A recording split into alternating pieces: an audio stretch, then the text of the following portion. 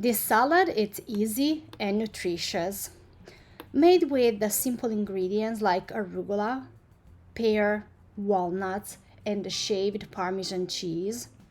It's packed with healthy ingredients.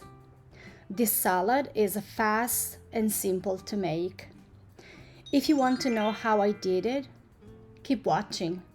After washing and drying 4 cups of arugula, I'm going to shave a half cup of parmesan.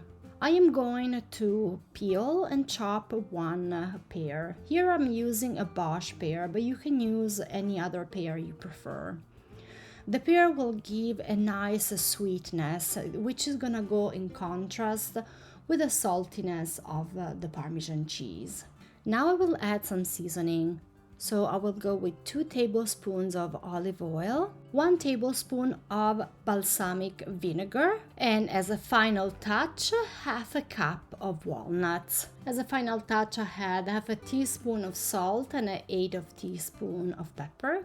I mix everything together and the salad is ready to eat. I hope you enjoyed this video. Thank you so much for watching.